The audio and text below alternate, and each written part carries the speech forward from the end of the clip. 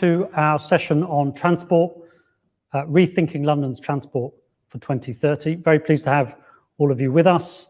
My name's Rob Whitehead. I'm Director of Strategic Projects at Centre for London, and I'm your chair, as you probably guessed, for this session. We're going to be discussing practical strategies to encourage and ensure that London's transport system reaches net zero carbon emissions by the end of this decade. That's less than 10 years. Very challenging and ambitious goal. In terms of the format for this session, our panelists are going to share their views on the topic, and we'll get a discussion going. We'll take questions from you, the audience. You can also use the chat to talk to each other, but please, I'd just encourage you to sort of cross the line and dare to put a question in that box. It can be a bit difficult at times. I know I feel it too, but do get the questions that are burning in your minds out to us and our panel, and I'll try and get our panel to address them as best we can. I'm very pleased to be joined by an illustrious group representing very different perspectives on this big topic. First, we have Isabel Dedring, who's Global Transport Leader at Arup. We also have Jamie Heywood, Regional General Manager for Northern and Eastern Europe for Uber, a company you've probably heard of. We also have Leonie, Assembly Member for Merton and Wandsworth and Deputy Leader for Labour at City Hall. And last but definitely not least, we have Tiffany Lamb, who is a consultant for NEF Consulting. Please do start thinking about your questions now and start putting those in as we start the conversation. You can ask them via Hopin.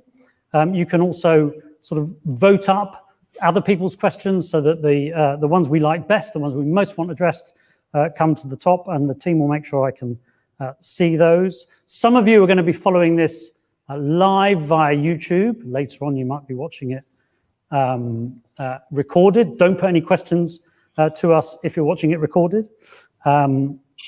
You put questions to us, though, if you are on YouTube, using the hashtag London20, that's TO20. Also use that, please, for any related tweets. We're going to try and get through as many questions, your questions, as we can by 2:25. First thing, though, to frame our discussion, we've got a polling question. This should show up, I think it's on the right-hand side in Hopin, for you in the audience. The question is this: what should be the single highest priority for decarbonising transport in London? Is it reducing car and van journeys through road pricing and other measures? Could it be accelerating the transition to electric cars? Or reducing air travel, perhaps? Maybe it's boosting active travel and micromobility, so that's bikes, e-bikes, cargo bikes, etc. Should we be focusing instead on getting passengers back on public transport and trying to decarbonise that too? Or should we just be trying to reduce travel demand altogether through home working, local office hubs, and the like? So, some questions for you to ponder. Do try and answer that poll as we go along or straight away, and formulate your own questions too as we're going through. I'm going to hand over straight away now to Isabel to get Isabel's perspectives on this big question. And maybe I'm going to start with a little provocative question, Isabel, but let you go into the wider topic too. But, it's been much touted that there is going to be a ban from 2030 nationally on new sales of petrol and diesel cars, much lauded in many circles. Is that going to be enough to help us decarbonise transport? Do we need other measures too? Thank you very much, Robin. It's great to be here. I was actually trying to just find some analysis that Shirley Rodriguez and I did with Mark Watts, who now runs C40, when we did the first climate change action plan for London, which was under Ken's regime.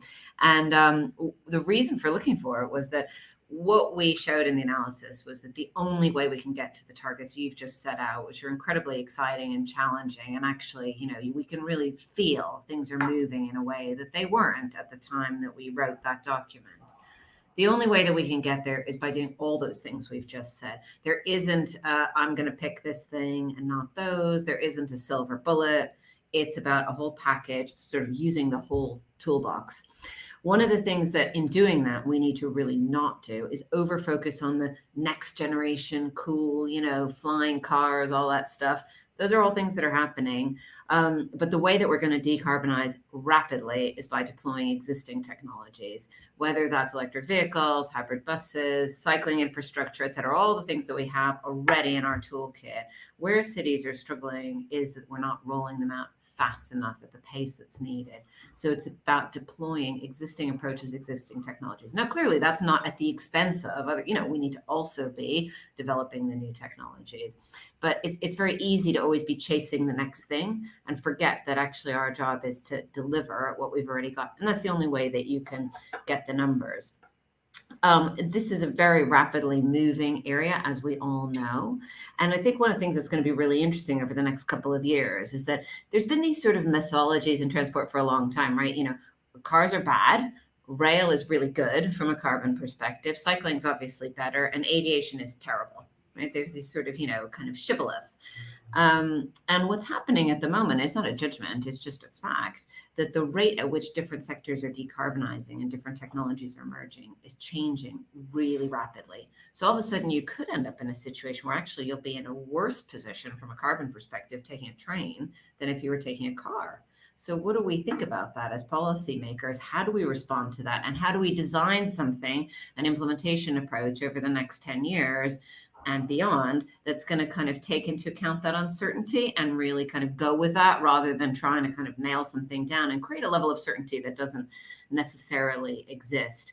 I guess lots to say on this subject, but just in terms of just opening the discussion, the other thing that I would say is sort of twofold.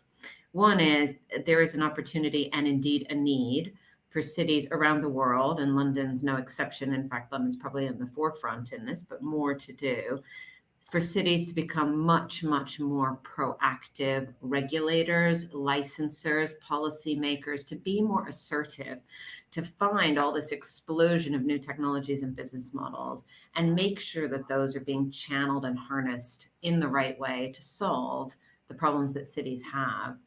When I used to work at City Hall, we would get loads of people come and see us about amazing solutions and things they've developed. And you're like, yeah, but how does that solve my problems? So cities have to be really clear-eyed and about what their challenges are, communicate that really clearly, and then design policies that actually tailor and target those new mobility providers, whether that's an Uber, you guys aren't even that new anymore, or a Lyft, or is it, e-scooters, whatever it might be. How do we harness those technologies in the right direction to solve the problems that cities have and tackle some of the challenges that we have, including on decarbonization?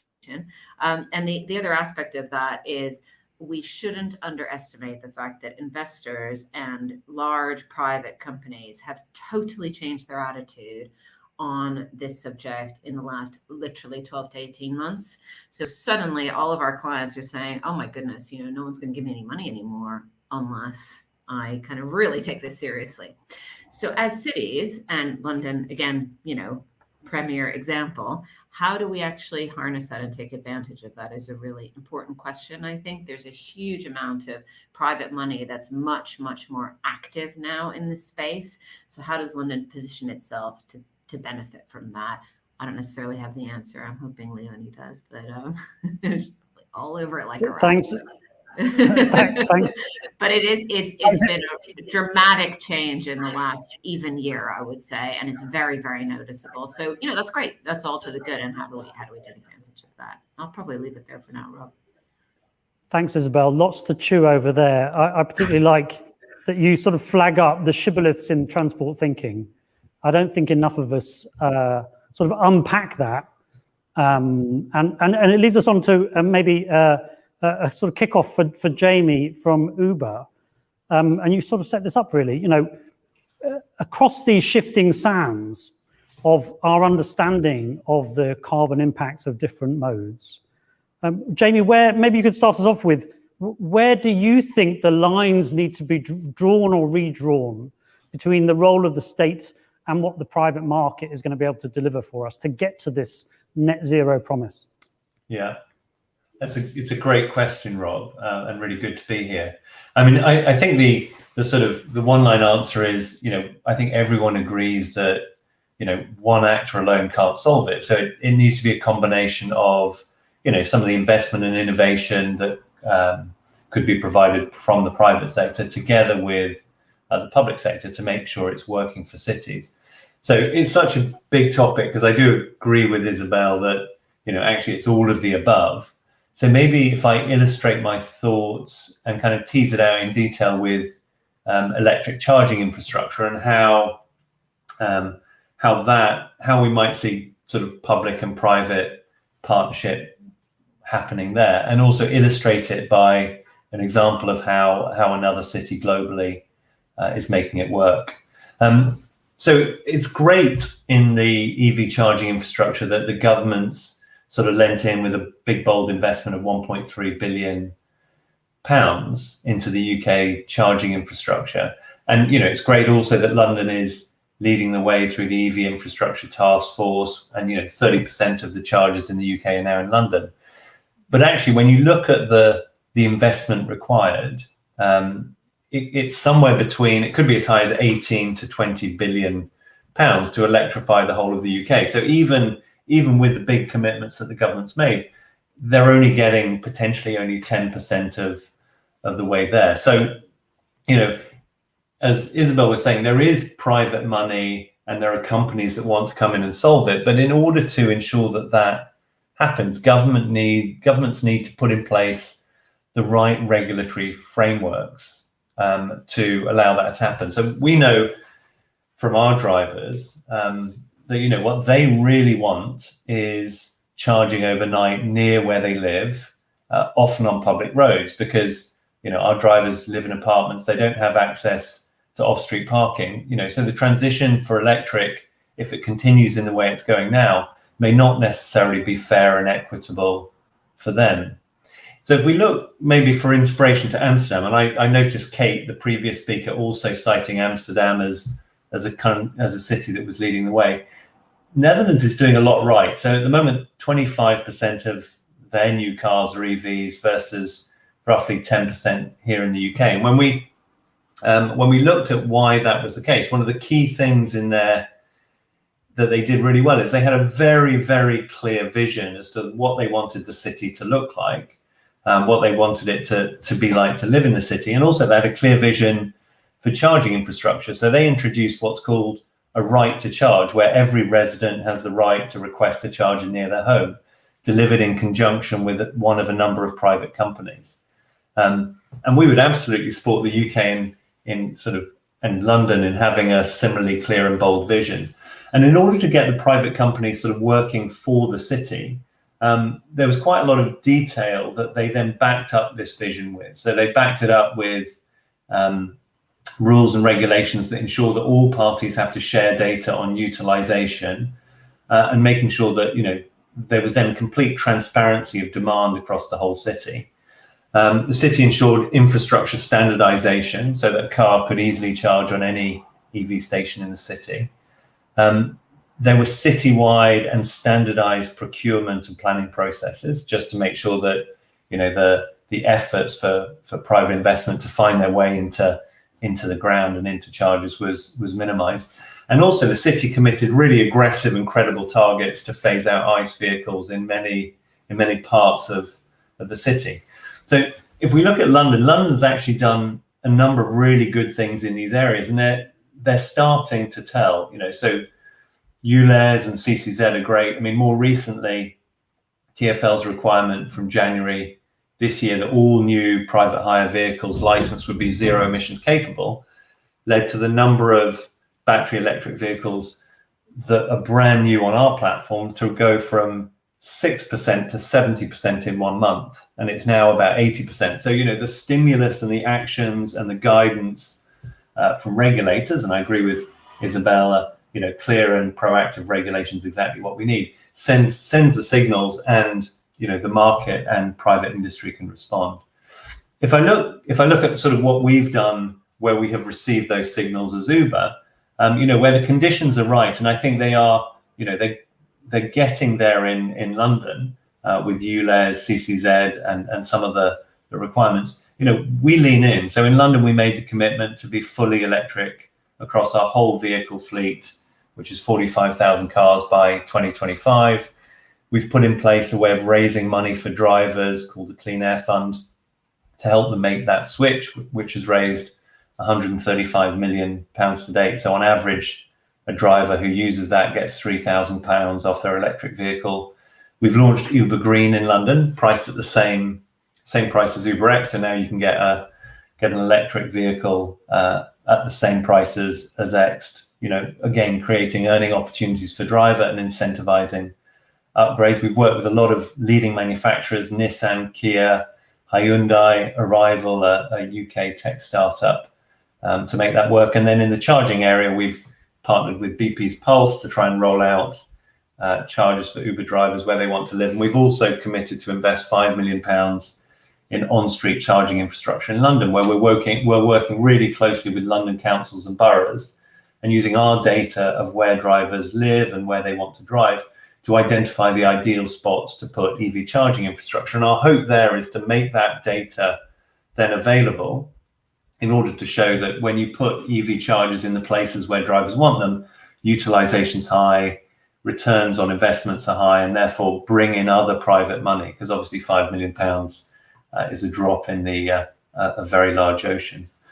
So I think in terms of the size of the challenge, it's really important that we can look to places like Amsterdam to guide us as to what more we could be doing in London. So I think continuing to be really clear on the role that TfL wants the private sector to play in supporting the mayor's transport strategy, which I wholeheartedly agree with, which is making transport more active, more electric, and more shared. I think also leaning in to ensure that we improve the sharing of electrification data across all actors, councils, fleet operators like ourselves, infrastructure providers, to make sure that this data is public and that anyone who's looking at making the case for investment can use that to make informed decisions. And also, I think critically for London, where maybe it's slightly different to Amsterdam, a simplified and consistent procurement and planning process to make sure that the path to investment and to infrastructure standardization is easy. So look, I think London is well on the way, and I'm absolutely confident with the right partnership between policy and private companies like ourselves, we can make it happen. That's brilliant. Thanks, Jamie. Really, really helpful to hear, particularly about one of the areas, sort of in a bit more depth, where change is happening and will need to happen even more. Which brings me to Leonie, and I wonder if you could sort of work from that, if you like, and explore with us a bit the kind of local challenges. What does this look like? So Jamie's talked about charging points, and you mentioned the right to charge in Amsterdam. Now, this is literally outside people's houses, sometimes inside people's houses. This is micro scale impact on people, their streets, their neighborhoods, their communities. Leonie, maybe you could sort of explore a bit with us.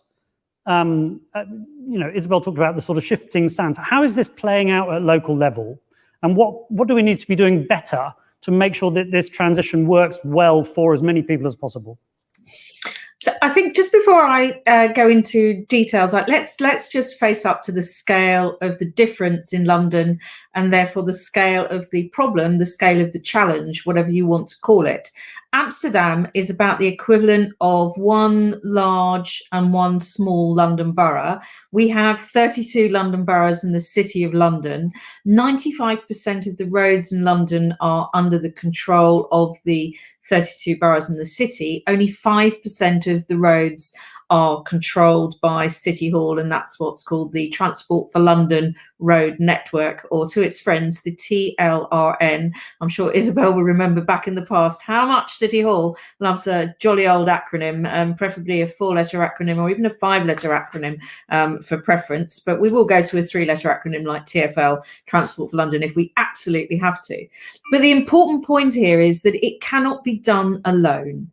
It's absolutely impossible just to look to City Hall for the kind of transformation that we're talking about. I sit as the member for Merton and Wandsworth, which are two London boroughs down in the southwest, but I am also actually still a local councillor in Wandsworth. So I look at things through a City Hall lens, but I still look very actively with my councillor hat on, and I look through a local authority lens as well.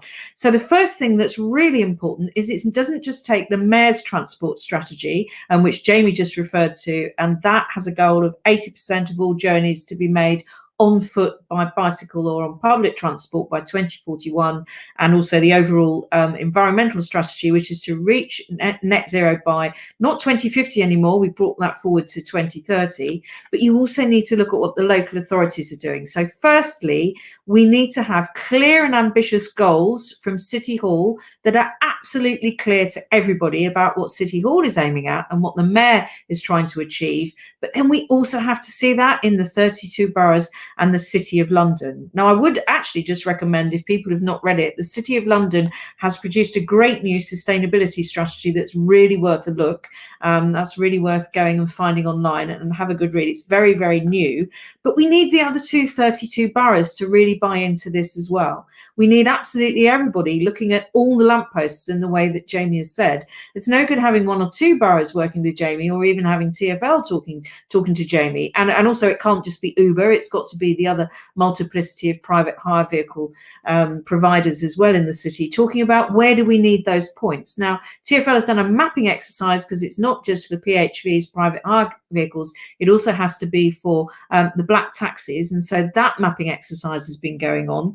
But we've also started to do things like map the bus routes, which ones are going to be the best for full electrification. There might be some that are more susceptible to having hydrogen buses, and I don't know whether you all noticed, but last week the mayor was busy launching the purchase of 20 new hydrogen buses that are going to be on a specific route, and rolling it out on that route first to make sure that they work effectively on that route before analysing which routes, and obviously ones that have lots of hills or are particularly long and are therefore more difficult for electric buses, which routes TfL needs to be focusing on for electric and which for hydrogen. But it has to go beyond that. It has to be both the local authorities and City Hall, not just looking at private hire vehicles and taxis and buses. We also have to be looking at people's own individual arrangements. So in Wandsworth, actually, we've gone ahead and we've started putting charging points into almost every other lamppost. But then you come into the debate about, well, how do you make sure that someone with an electric vehicle can get to that point and to charge their vehicle? Because some of them might be without a dedicated bay next to them. So that's something that has to be a big local discussion. Are you going to set aside space on the street for car clubs, for example, which is another form of shared use of vehicles and entices people away from individual ownership? Are you going to have dedicated bays that can only be used by people who are going to be charging up, whether they're a private hire vehicle driver or whether they're somebody who just lives locally? How do we also persuade shops and high streets to move away from, because freight is a big element of us not being at net zero in terms of our transport. How do we entice people to purchase fleets of, and you can do this now, actually, the Camden Climate Change Alliance, a member of that is Collier. They have moved over to having an entirely electric fleet of vans, and Birmingham has just launched the first electric bin lorries that I've seen, or certainly the first ones that I've seen. So Jamie was talking about procurement, and I think Isabel talked about that. How do we persuade each local authority, when they are reletting their contracts for rubbish collection, to put into the preliminary part of the contract that actually next time we relet this contract, all of the vehicles have got to be electric? And the technology is moving forward so quickly.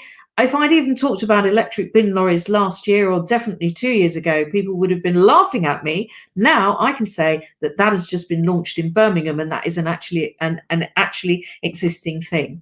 So it's about doing that collaboration. It's about having those ambitious goals. It's about putting them into your contracts when you're reletting the contracts. And it's when the City Hall goals for improving the number of cycle lanes, improving the number of school streets, putting in street space, widening areas, making cycling safer, widening pavements, and the e-scooter trials, which is actually seems to be very controversial. E-scooters seems to be almost more controversial than anything else.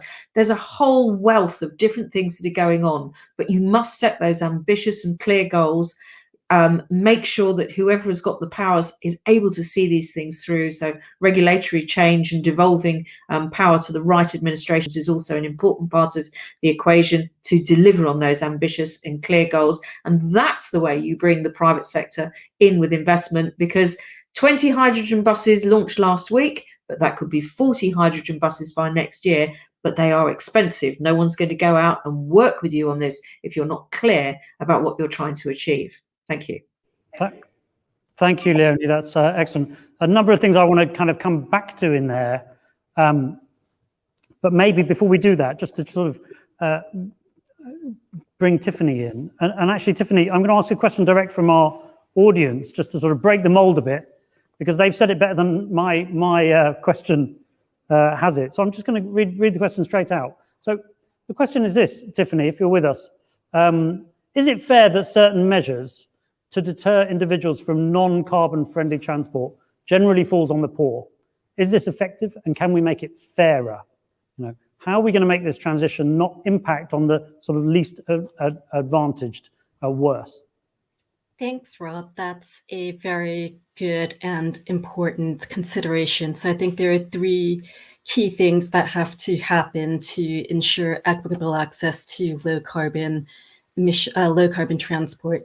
So the first thing is meaningful community engagement.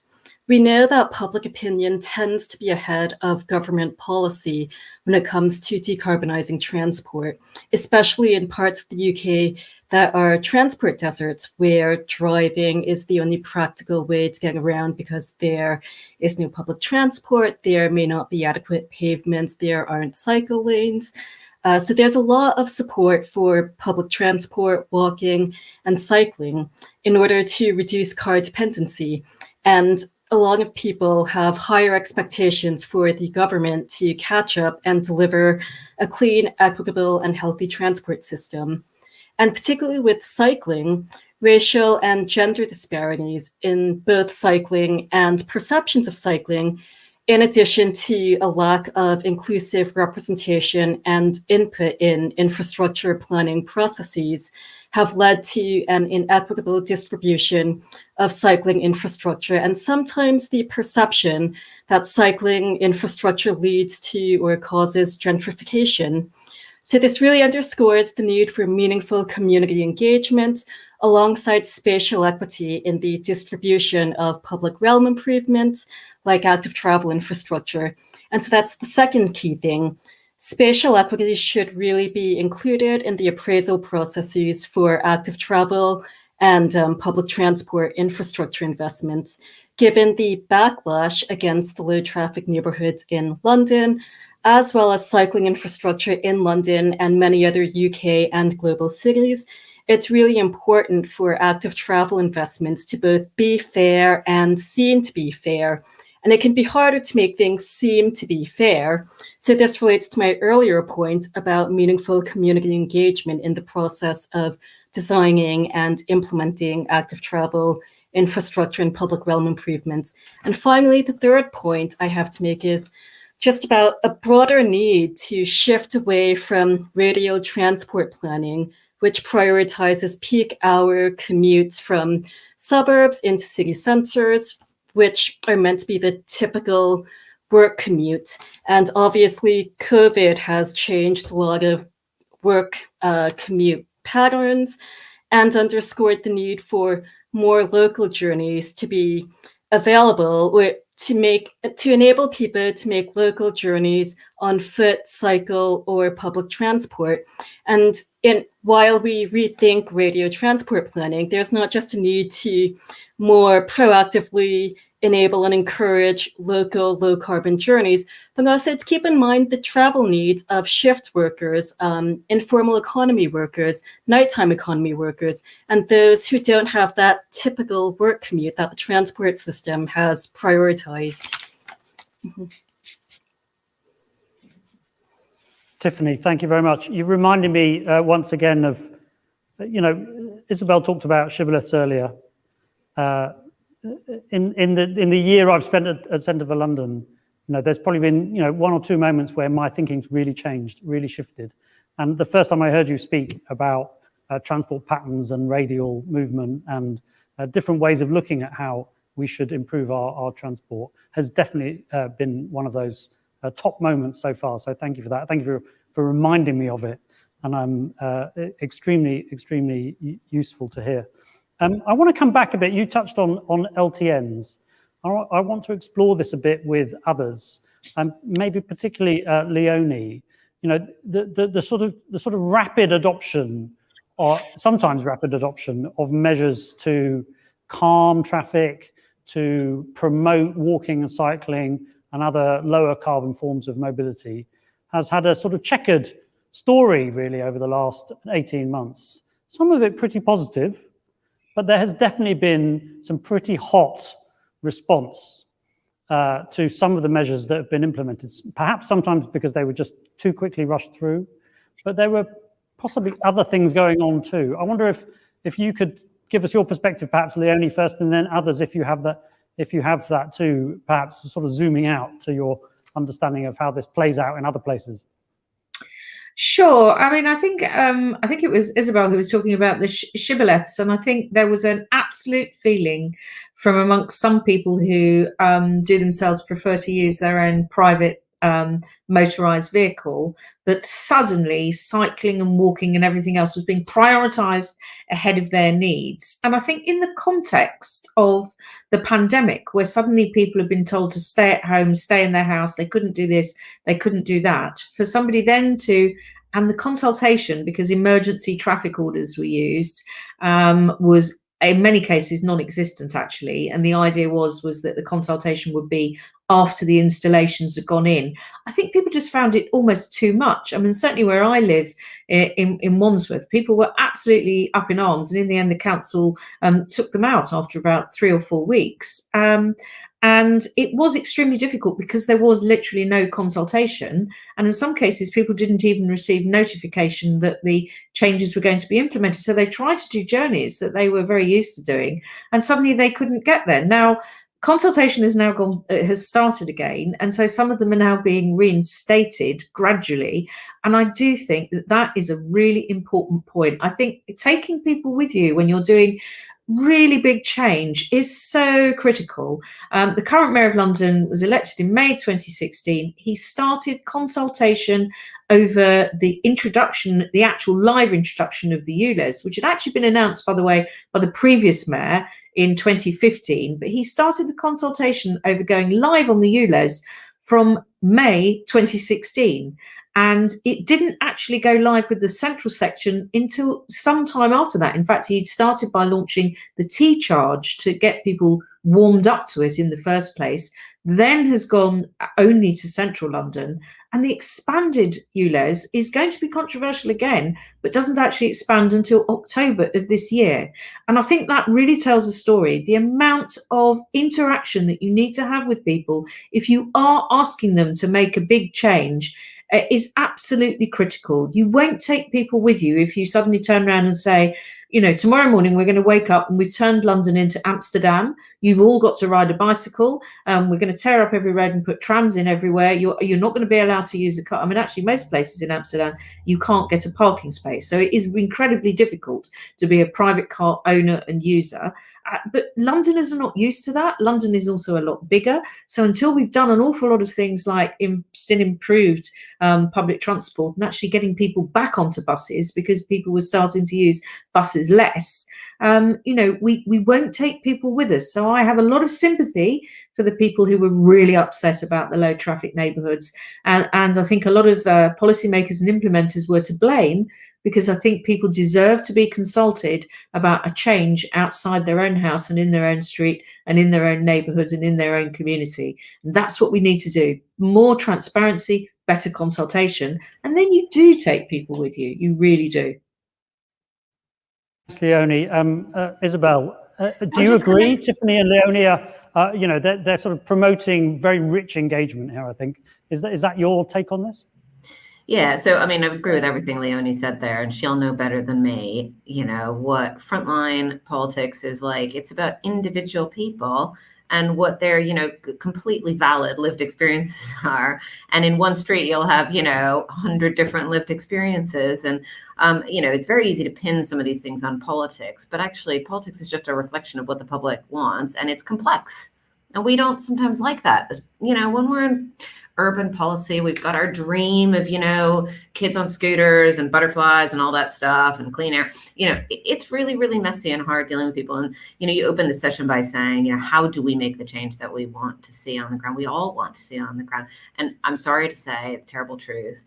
It's unbelievably hard graft to get transformational change to happen. I remember when we put in the first cycle superhighways that were the proper cycle superhighways with segregated lanes. So in 2011, people were freaking out. People are dying. There were die-ins on the street, candlelight vigils, so, right, okay, which is great in politics because then you can do things when people are angry, which is fantastic. So start putting them in, and people freaked out about the traffic impacts. They're like, how can you do this? This is terrible. Why are you building these protected cycle lanes? So we have to accept that it's unbelievably difficult to do this engagement. And it goes through this sort of roller coaster where you're like, done that, got everyone on board. And like a year later, everyone hates you and you think, well, I just did what you asked me to do. So there's got to be a recognition of like, that is the beauty of the democratic process. And we need to see that roller coaster through and be prepared to adjust, how we're putting things in place. LTNs are a much more complex picture than people like to think. I live on the boundary of one. I live on a busy road where mostly the lower income people live. The impact on our road's been really negative. And that's not because I'm, pro car. It's like, that's my lived experience living on that road. So there is a bit of a kind of, I don't know how to describe it, sort of people getting a bit on their moral high horse on some of these things about particular policies that need a more subtle and sophisticated and nuanced approach, which really comes back to some of the things that Tiffany was saying, the questions around sort of equity and a more nuanced understanding of what's actually going on the ground have genuinely almost never been asked in transport in the history of the industry. It's only in the last few years, really, that this has started to be taken seriously, in my view. And one of the problems has been that it's an industry that celebrates data and being able to measure things. And because we can't easily measure, or haven't been able to historically, with the very rudimentary tools we use for transport planning, because we couldn't easily measure equity questions, we're like, let's just not think about that because we can't measure it. So we'll sort of have some stuff and some words and some things, and we kind of care. But now, all of a sudden, big data, the rise of new digital tools, we can actually understand what individuals need and want. We can be much more nuanced, much more sophisticated, and we have to be. But that's all new for this industry. And so we have to kind of come up a learning curve really quickly, which is actually where we can learn from some of the new mobility providers who have a much, much better understanding of some of this and the opportunity that it creates politically as well. And that's something where we kind of need to learn from the private sector, I think, as sort of city decision makers, let's say. Well, thank you. Jamie, I want to come to you next, but I'm going to bring in first our own little bit of democratic expression, which is the poll we had at the beginning. Isabel, I think you said, in fact, echoing one of our sessions earlier, that you want it all. We need it all. This isn't really a choice. We've got to do all of them. But we're going to just see where our audience preferences lie. And it's interesting that I think pretty clear winner, boosting active travel and micromobility comes top. Jamie, is micromobility a sideshow here, or is this a core part of a mega city like London's future low carbon transport network? So let me try and answer that and sort of build on Leonie and Isabel's sort of previous comments on LTNs. I think my observation on LTNs is absolutely, consultation is essential, but the emotions around it are probably so high because people don't feel they have a credible alternative that leaves them sort of gives them a convenient, affordable offering. And so, so I think the degree to which and I think that's particularly difficult, that is particularly acute now where traffic patterns are changing. So Tiffany talked about things being more local, things being less sort of hub and spoke. Isabel talked about the lack of certainty in transportation. So, things are changing, and that means that actually having that credible alternative to the private car is going to be absolutely essential. And unless we do create it, then, moves to try and create more cycle lanes or LTNs is likely to actually sort of stimulate as much emotion in the future as it did in the past. So within that, obviously at Uber, we're trying to build a place where you can bring all the modes together. And one of those, so that includes boats, that includes shared vehicles, that includes public transport, that includes bikes, that includes micromobility. So we absolutely see a very important role for sort of electric scooters and electric bikes. So we have, Lime on our app now, particularly for the shorter local journeys. But we think it needs to be part of a sort of comprehensive look. So you give individuals the choice depending on the journey they want to take. And then hopefully if that's in place and that's working well and it's affordable and convenient for all Londoners, then LTN will not be the issue they are now. Thanks, Jamie. Just building on that, a question to you really again, but then I'd like to hear the view of others too. And that is, and this comes from our audience, so I'm sort of paraphrasing slightly here, but do we risk, if we sort of follow your line that you were expressing earlier, of putting charge points outside everyone's homes, do we risk, or is the downside of that we sort of lock ourselves into another generation of car dependency, perhaps not burning fossil fuels, but with their own downsides still? How do we find the right balance? Yeah, I think that's a great question. I really don't have the answer, but I can see that every time you go through a transition and you have to build the infrastructure for the next wave, there is a risk. You can look through that and say, well, at some stage that will be redundant. That's just the nature. But for me, that then goes back to Isabel's opening comments, which is we need to act now with the technologies we have now. And will they be redundant? At some stage, my guess is yes, they will. But we need to act, and ideally, we act completely conscious that we need to make it as upgradable and as modular and as reusable as possible. But I think sort of the likelihood that in the end our infrastructure will be redundant is inevitable. Perhaps are we going to lock ourselves in, Tiffany, to car use forevermore if we put charge points everywhere? Yeah, I think that's a big risk, and I would say that there's perhaps an overemphasis on electrification as a way to decarbonize transport, and that certainly has to be part of it, but I don't think it's all of it. And one bigger risk that often is overlooked is just the global justice dimension of electrification. So first of all, electric cars, just the production of them generate emissions. Where do the batteries come from? Mining raw materials for batteries for electric cars depletes countries in the global south. It depletes their resources. It perpetuates existing global injustices. And if we want a just transition to low carbon transport systems, that global justice or global inequality dimension is really important to keep in mind.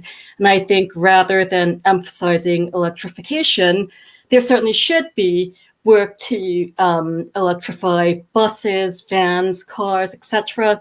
But there has to be a greater emphasis on promoting public and active travel, public transport and active travel.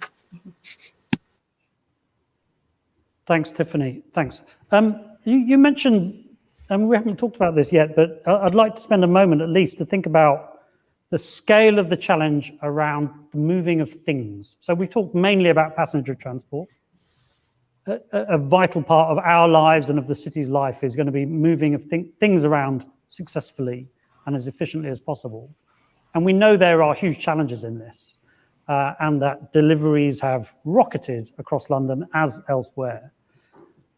How, maybe to Isabel, how sort of optimistic are you that we can tackle this aspect of decarbonising London's transport? Are there bits we should just not bother with because it's too hard? Where's the low-hanging fruit? How do we sort of start eating that particular elephant? Yeah, I mean, it is a tricky one. There's a reason why often at transport conferences, everyone goes, oh, we haven't talked about freight. And it's kind of because we don't like to talk about freight because it's quite a complex issue and we like prefer it didn't exist kind of thing. That's the terrible truth, I think. But you know, it is worth noting that if you look at road movement in London and in most cities, yes, it's rocketed, but it's still very, very, very small compared to private car movement. So we just need to be clear. The problem here, let's say, if we want to think about it that way, is private car movement. It isn't freight movement. Even if it doubles and triples, it's still very small in the grand scheme of things. And I don't see that changing, you know, radically. If anything, you know, probably revert a little bit back to normal. Having said that, you know, as we said before, we want to clean up everything, don't we? We can't just, you know, say, well, we'll deal with that problem and not that problem. So if we look at, I mean, you know, the advantage of freight is that you're talking about fleets, which can generally, there's a few one-man bands out there, but generally fleets can be, you know, more easily converted because there's lots of vehicles. You have a corporate entity that can make decisions in a highly rational way, that's turning the fleet a lot, that can, you know, harness investor funding, et cetera. So that is the opportunity here, is to kind of take a much more proactive approach. My own view is that public and private fleets should be on the absolute forefront of, you know, decarbonization. If you think about, you know, even if we take the premise that we have the same number of vehicles, but they should at least be clean. But the action there has been, I think, slower than I would like to see. You know, logically, they should be on the forefront. But again, as I say, the sort of change in the investor and the kind of corporate boards over the last 12 to 24 months, I think is going to drive a big change in that area. So I think they could sort of leapfrog, you know, the pace of change in the private vehicle sector. But again, I just think, you know, we need to be a little bit careful with the whole, like, you know, we need to have no cars ever, or no, you know, vehicle, you know, surface vehicles ever. You know, obviously you want a hierarchy, just like in reduce, reuse, recycle, right? It's like, if we can get people to walk and cycle, absolutely, we want to kind of get every trip that we can into that mode. But Leonie knows, because of the areas of London that she represents, you know, there are some trips in these areas that it is not the real world that they're going to be done on a bicycle, like, ever. Now, could they use shared mobility? Could they? Yeah, absolutely. Carpooling, all of these things. And that's what we want to incentivize. But the idea that we're going to have, you know, cities that don't have any cars, city centers, yes, but you're talking about, you know, outer Barnet or something, you know, that it's just not realistic. So what we want to do is we want to max out all the things that we can do in a kind of hierarchical way. You know, we're kind of get the best stuff should be happening first. And then we have a residual bulk that still is going to need to be electrified and shared, or hydrogen, whatever comes downstream. But there is going to be a rump of movement that's still happening, whether you're talking passenger or freight movement. Thanks, Isabel. Leonie, what's your view? I mean, my sense from the outside is that within City Hall, within boroughs, this is a sort of iceberg problem, you know, and in a way, as Isabel said, that this is sort of, people choose a little bit to not put it at the front of the conversations about decarbonising transport, or transport at all, because it's hard. You know, Isabel makes great points there about how we might be able to leap forward because of fleets. Do you agree that this is just not on the radar enough in local authorities and at City Hall? And what might we do about it? I think it's on a lot of people's radar, but I think the reason why it's not at the forefront of the radar is because of the issue that Isabel just referred to. Freight and deliveries added together, you know, that everything that's being moved around that isn't sort of private movement or commuting, freight or deliveries is 20% of what's going on the roads at the moment. Now, what could be done better is that 20% is then responsible for 25% of the road emissions. So I do think there's something to be done there. And actually, I've had the opportunity to go and talk to people, as I said, you know, Collier, who've changed all their vans over to electric. I'd like to see a lot more of that. The Co-op supermarket, for example, is much more now using cargo bikes to do the delivery from their stores, where they've got people who are purchasing online. I think that's a great innovation. And in fact, actually parking for cargo bikes so that people can go to a store if they still wish to go shopping rather than having a delivery. Parking for cargo bikes is something that local authorities need to do much more of. So getting people to, you know, also be involved in that sort of last mile. Companies also who lease vehicles and can start to upgrade and get these new vehicles that are much less likely to be contributing to emissions, I think is a really important point. And if I can just use that to build onto the whole idea around ownership. You know, the Mayor's Transport Strategy says that 80% of journeys should be active travel or public transport, which does leave that 20% to be done by other means. And I think that's there for a reason. It's because of the balance. I think, you know, we will never move to a city. London is just simply too large where there will not be some people moving around. You know, people with disabilities find it really hard to walk and cycle and use public transport in many cases. That's not to say that we can't do more to make public transport more accessible. But I think if you look at a similar hierarchy to the reduce, reuse, recycle, repurpose, obviously the first one is to avoid journeys in the first place. The second one might be to shift to other modes, and that's the whole thing of having the goal of the 80%. And the third one might be then at the bottom to look at electrification. But the overall theme has to be, I think, moving away from ownership, private ownership of vehicles. I don't feel the need to own a tube train. I'm very happy to jump on an underground train that is owned by somebody else. The same with a bus. Do I really need to own a car? I probably don't. I could probably join a car club. We could all join a car club. You know, if I want, and if you think about it in terms of usage of something for periods of time, very short periods of time, that might be an Uber or it might be a taxi. So you're in it for maybe 5 or 10 minutes. You're making a short journey. I do know some people who enjoy Uber and other private hire vehicles that they do slightly longer journeys than 5 or 10 minutes, but, you know, a very short one. If you're in a car club or you want to rent, you maybe want to do a rental for a little bit longer, maybe 1 or 2 days, or you're in a car club and you might want to use it for a few hours. So there's a huge number of options, but you can broaden that out from cars to also renting scooters. You can rent bikes.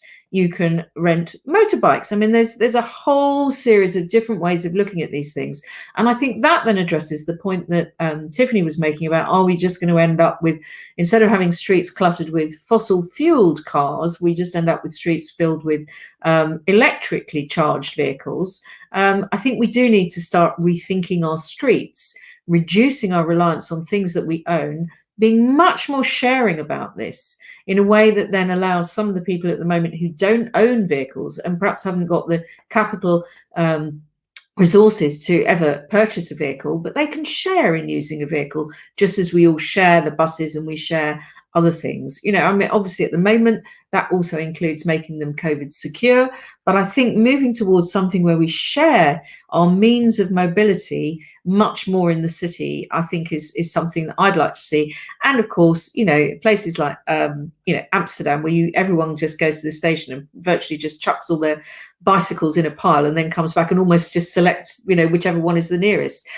You know, that, I mean, people don't. I mean, obviously they do. I'm slightly exaggerating for the sake of effect. But I think re-examining our need to own things in terms of mobility, I think is key. And of course, companies lease vehicles and then can change them. And that then addresses the issue of the technological change. If you haven't bought it, you won't necessarily feel that you need to make it last for 10 years. You will feel able as a company or as an individual to maybe move on to something else, or you're sharing something through the car club, through the rental, through the Uber or the, you know, the taxi that you're using. And it will always be, you know, the one that is best for the climate, because it's going to be the newest, hopefully, and aiming towards that. Thanks, Leonie. I'm conscious of time. We have time, I think, for one very quick question. I'm actually going to make it 2 questions. You can choose which of these you answer, but please keep it short. I want to address in question 1, so Isabel's point about the sort of city brain, if you like. Now, I think what you were alluding to, Isabel, was that we need a sort of more sophisticated way of doing management of the transport network that is sensitive to these shifting sands, as you called them. So question 1 is London's sort of transport hierarchy authorities fit for purpose? That's it. Yes or no? Question 2, you can take either, is if you could see one new policy in place in London before the end of the new mayoral term, it's only 3 years long, so by 2024, what would that policy be? So there you go. City brain or policy by 2024. I'm going to go to Isabel first. I was like, I'm ready to go. Okay, road pricing, definitely. Seeing big change across the world in this, in terms of interest in cities. So London better be on the forefront of that, not be left behind. Sadiq's second term, perfect chance. Come on, let's do it. Or we'll be overtaken by Birmingham and Manchester. How humiliating will that be? Second, but because that was so short, I just want to say, people have got to understand the way transport planning works is a bunch of tools built in 1970 something. They look at big blocks of the city, and the entire model of the city is based on the commute. So and then we extrapolate from there, basically. This approach is utterly defunct and needs to be replaced by a different approach. TfL is looking at that, but we need to bring in a huge range of sort of new people and new tools to be able to properly analyze this kind of stuff, so we can build the kind of policies we need for the next 20 years. I'm having times up flags waved at me. So I'm going to give you like 3 words. If you do it in 3 words, you can get a policy in or a verdict on London's furniture, sort of governing furniture. Jamie, 3 words, max to you. Road charging. Excellent. Tiffany. More than 3 words and not a fully formulated policy, but I think more needs to be done around tackling the intersection of precarious work and precarious streets. So I'm referring to delivery cyclists, whether they deliver food for like Deliveroo, Uber Eats, or whether they do deliveries by cargo bike, like for Pedal Me. Leonie, in brief, if you can, 3 words. I think we've got you on mute. Let's try and unmute you. We had you on mute. Go again. Okay, the transport hierarchy in London does need to include more powers for City Hall around regulation and working together with the local authorities to deliver the kind of things that Tiffany has just mentioned. Road pricing is definitely something that City Hall is going to be looking into, if I can quickly answer that question as well.